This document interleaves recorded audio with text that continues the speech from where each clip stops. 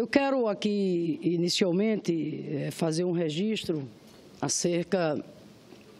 da mobilização que os servidores públicos estaduais, lá do meu estado,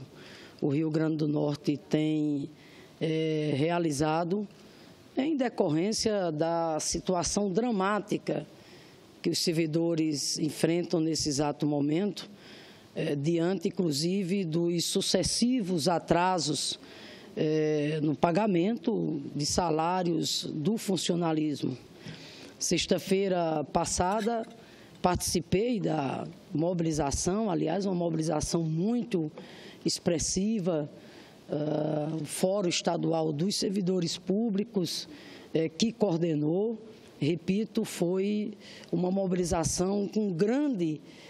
participação. Nesse mesmo dia, na sexta-feira, a convite do Fórum também, estive na Assembleia Legislativa, participando de uma audiência com o presidente da Casa, o deputado Ezequiel Ferreira, ocasião em que o Fórum dos Servidores Estaduais entregaram um documento ao presidente da Casa, deputado Ezequiel, e esse documento traz como reivindicação central a regularização do pagamento dos salários, ao mesmo tempo em que o Fórum Estadual dos Servidores sugere medidas a serem tomadas pelo Poder Executivo. É um verdadeiro pedido de socorro, porque eu tenho dito aqui que não pode existir calamidade maior, injustiça maior, perversidade maior do que o servidor trabalhar durante o mês inteiro e chegar no final do mês simplesmente não ter a garantia do seu salário. Isso é inaceitável, isso é insustentável. No encontro lá com o presidente da Assembleia, o deputado Ezequiel, encontro esse que também participou, o deputado Fernando Mineiro, o deputado Hermano Moraes, eu me coloquei, inclusive, à disposição, claro, enquanto senadora, para contribuir. E dizia lá da necessidade imperiosa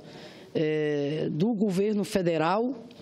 a apresentar uma saída, apresentar mecanismos concretos para socorrer as perdas financeiras do Nordeste e dar condições para o Nordeste sair da crise, em especial no que diz respeito, repito, ao atraso do pagamento do funcionalismo público estadual. Dizia lá na audiência, lá na Assembleia Legislativa, que nós temos um movimento em curso, através do Fórum dos Governadores do Nordeste, junto também com os governadores do Centro-Oeste e do Norte, que passam também por essas mesmas dificuldades. Esse Fórum dos Governadores vem se reunindo com o governo federal já há mais de 3 meses, e o governo federal simplesmente, até o presente momento, tem protelado essa discussão no que diz respeito a apresentar uma saída, ou seja, o que o governo federal tem feito ao longo de todo esse período é enrolar os governadores do Nordeste, porque nesse mesmo período o governo federal teve a atitude de, através de uma medida provisória, destinar quase 3 bilhões de reais ao governo do estado do Rio de Janeiro. A realização das Olimpíadas, etc. Não estamos aqui questionando o ato do governo federal de ter destinado, via medida provisória, esses recursos ao estado do Rio de Janeiro. O que nós estamos aqui não só questionando, como repudiando, é o governo federal simplesmente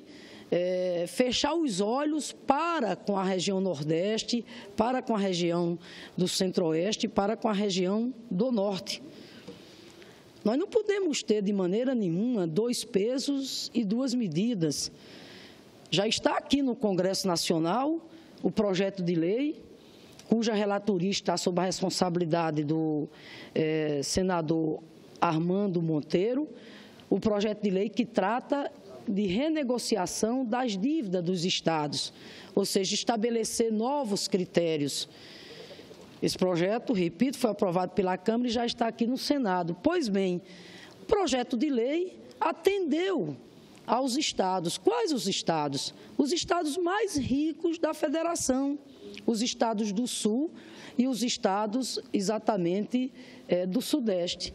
Enquanto isso, repito, os estados do Nordeste estão à míngua. E olhe que os estados do Nordeste, apesar de todas as dificuldades, fizeram todo o esforço ao longo desse tempo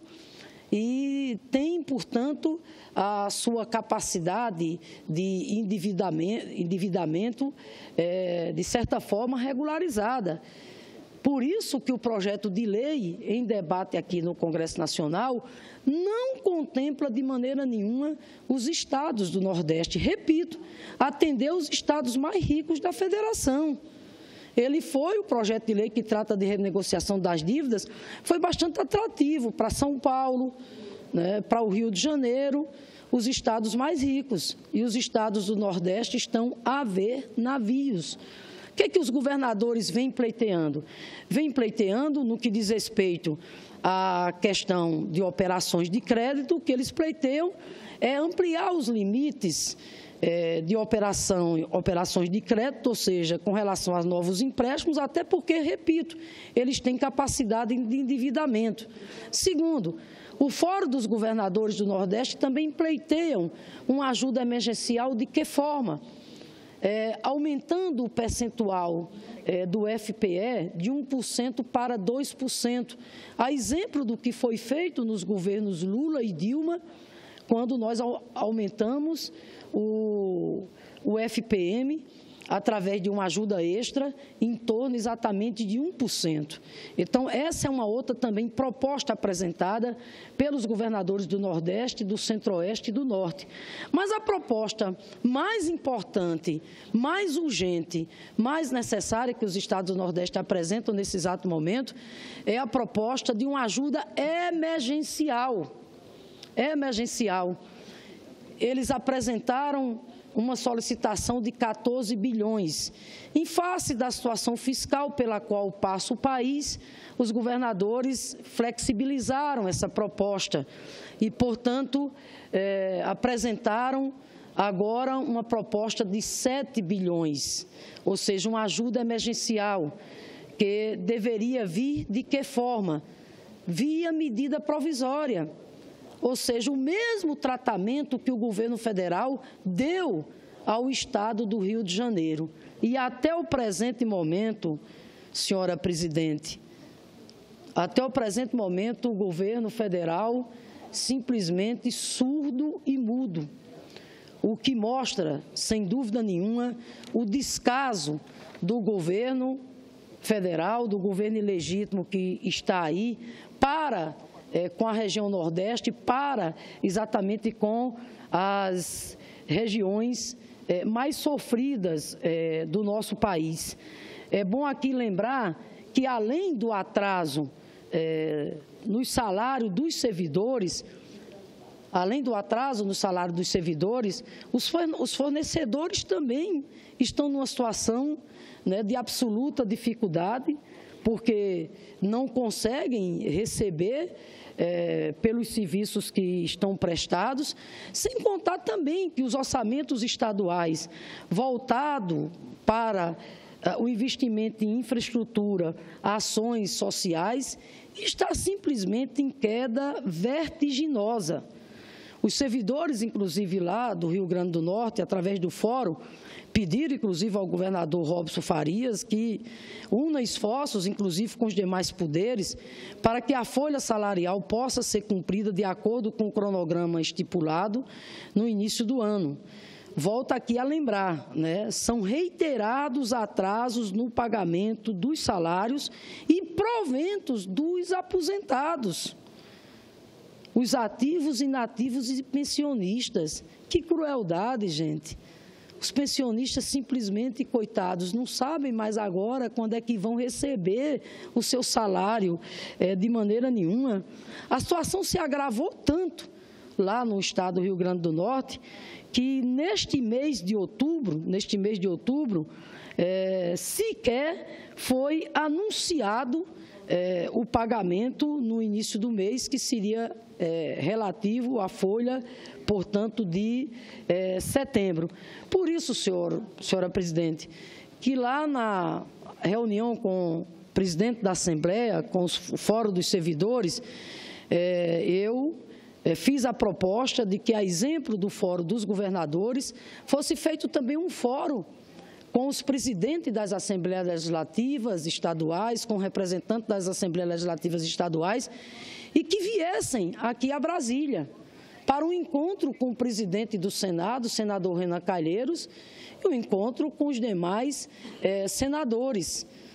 para que, nesse encontro, as Assembleias Legislativas, a representação do Fórum dos Servidores, possa dizer claramente ao Senado da República que não aceitam de maneira nenhuma esse tratamento desrespeitoso, injusto e perverso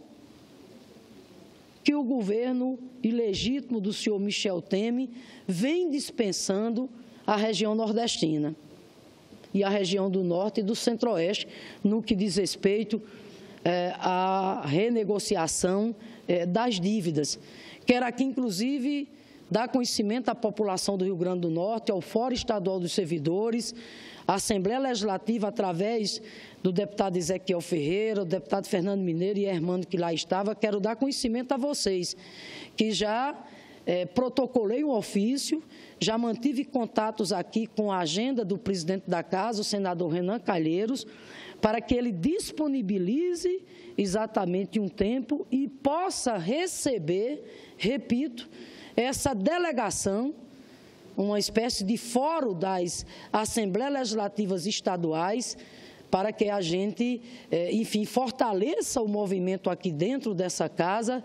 com vistas a termos uma solução imediata, um socorro imediato frente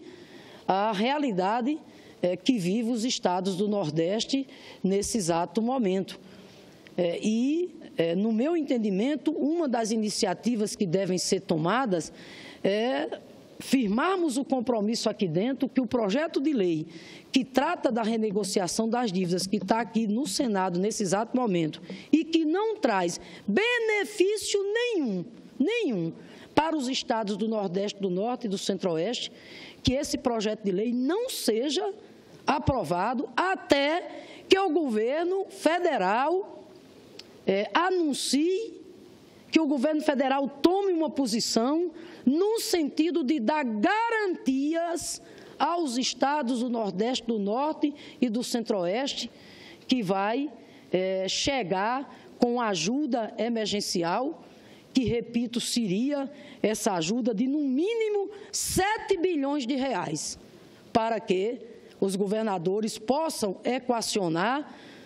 aquilo que de mais urgente há, aquilo que de mais dramático existe nesse exato momento, que é colocar o pagamento dos servidores estaduais em dia, bem como também equacionar a questão dos fornecedores e a questão do custeio, porque se as políticas públicas na área da educação, da saúde, da segurança, já estão do jeito que estão, precárias,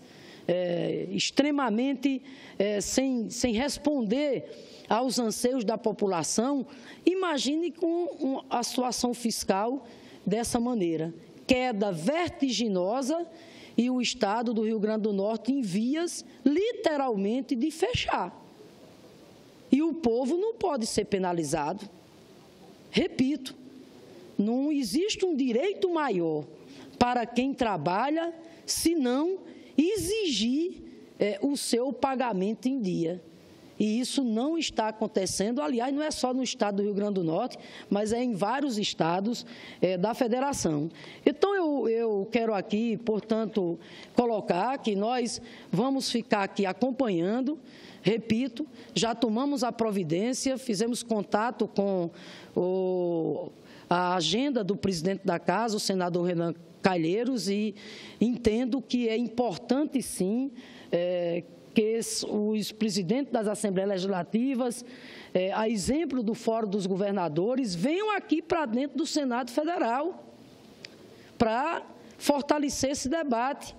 para exigir, para cobrar que o Senado Federal,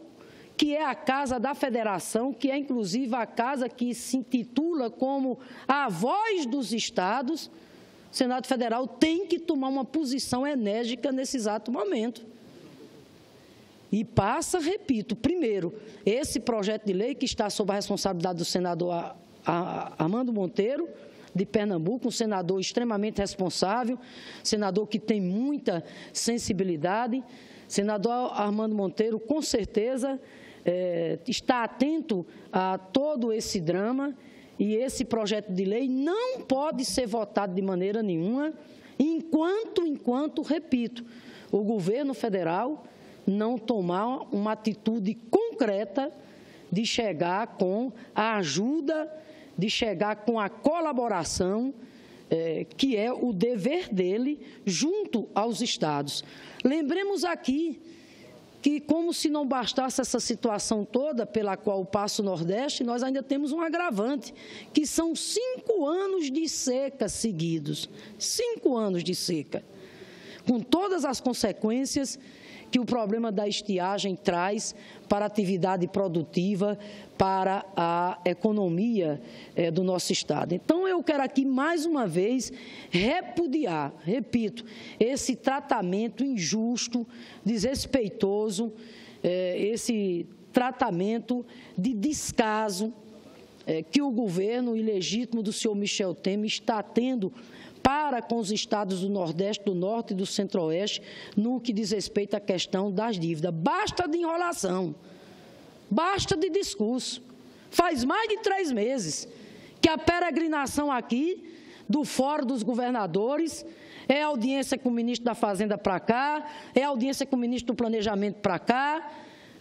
já chegaram, inclusive, até a conversar com o presidente, e simplesmente nada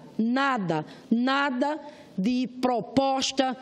de solução concreta para, repito, amenizar a situação pela qual passa os estados do Nordeste nesse exato momento, inclusive lá o Rio Grande do Norte. Então, fica aqui mais uma vez, portanto, o nosso apelo. Espero que em breve, repito, esse encontro das Assembleias Legislativas estaduais aqui com o Senado possa acontecer, para que, enfim, possamos ter uma saída e uma solução concreta por parte do governo federal, porque o governo Michel Temer, esse governo ilegítimo que está aí, eu quero dizer de alto e bom som, o governo tem sido extremamente perverso, cruel, o governo tem na medida em que tem dado ao Nordeste brasileiro um tratamento de descaso, de falta de atender o Nordeste com a prioridade que o Nordeste precisa, principalmente nesse momento agora que o Nordeste passa, quando sequer consegue pagar o seu funcionalismo em dia. Então, senhora presidente, quero só aqui colocar, senadora Ana Amélia, que, repito, espero que esse encontro possa acontecer o mais breve dos presidentes das Assembleias, aqui com todas as bancadas dos senadores, para que isso possa ser, enfim, equacionado. E, por fim, senadora Ana Amélia, aqui também só fazer um registro. A PEC 241 chegou já aqui à nossa casa, né, ao Senado, E, como disse o senador Lindenberg, nós esperamos aqui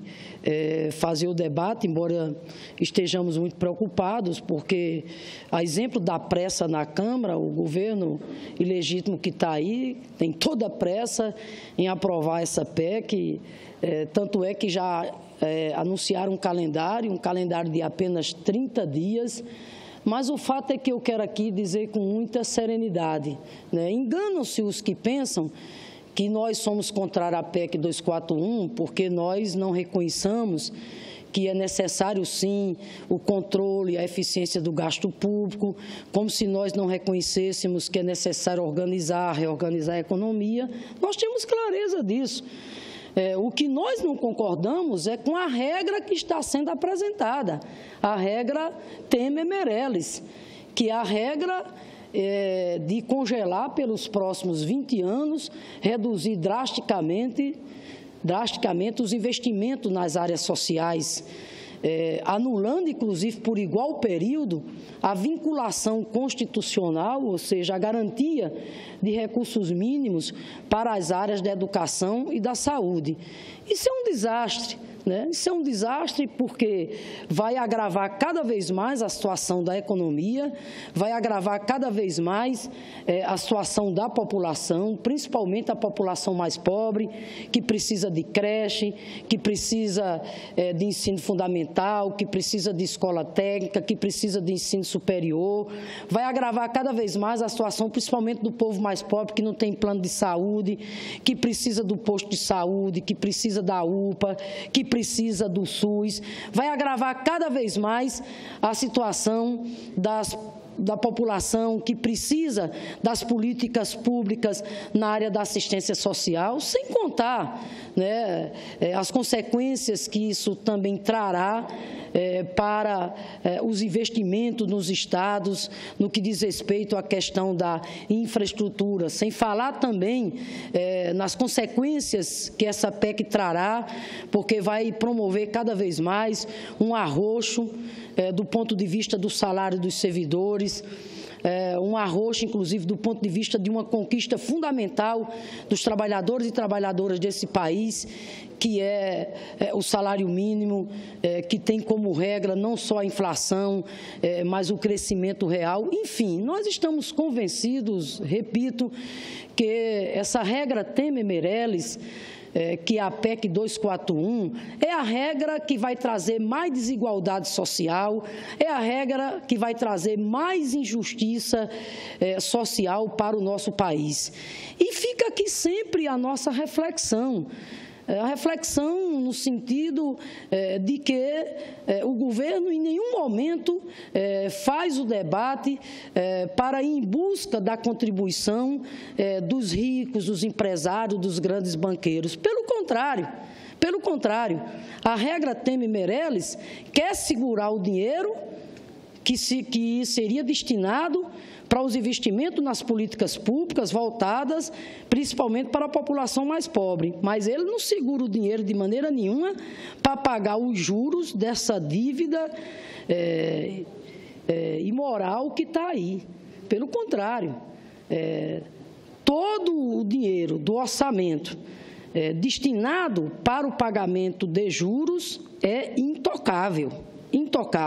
Agora, o dinheiro, repito, destinado para as áreas sociais, para garantir, por exemplo, uma das agendas mais importantes desse país, que é o novo Plano Nacional de Educação, aí para as áreas sociais não vai ter dinheiro, porque vai congelar. Para manter o SUS, para fazer avançar o SUS, também não vai ter dinheiro de maneira nenhuma, porque para as áreas sociais o dinheiro será, portanto, congelado. Ou seja, contribuição dos mais ricos, dos grandes empresários, dos banqueiros, nada. O andar de cima está lá, livre, intocável. Ao andar de cima não está sendo cobrado nenhuma contribuição frente, repito, à situação fiscal, né, que passa o país, etc. e etc. De repente, o sacrifício, através da PEC 241, está sendo cobrado de quem não pode mais ser cobrado de maneira nenhuma,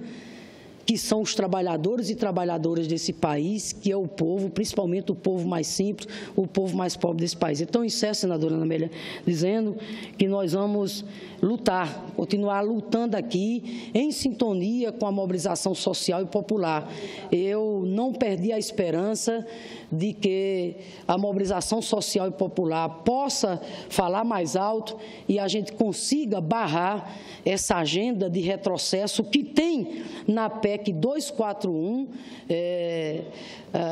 o maior exemplo de desigualdade, de injustiça, de perversidade e de maldade para com o povo brasileiro, repito, pelo que ela traz de congelar, de segurar o dinheiro, de reduzir drasticamente os recursos nas áreas sociais. Vejo, inclusive, com muita esperança a mobilização crescente na sociedade. Vejo, inclusive, com muita esperança que, à medida em que a população vai tomando conhecimento do que está por trás dessa PEC da desigualdade, da injustiça, que é a PEC 241, a população está se posicionando contrário e vindo para a rua. É nessa direção que a gente vai trabalhar, em sintonia com a mobilização social e popular, e exercemos aqui o nosso papel de lutar para barrar essa PEC pelo quanto de retrocesso ela representa para o povo brasileiro.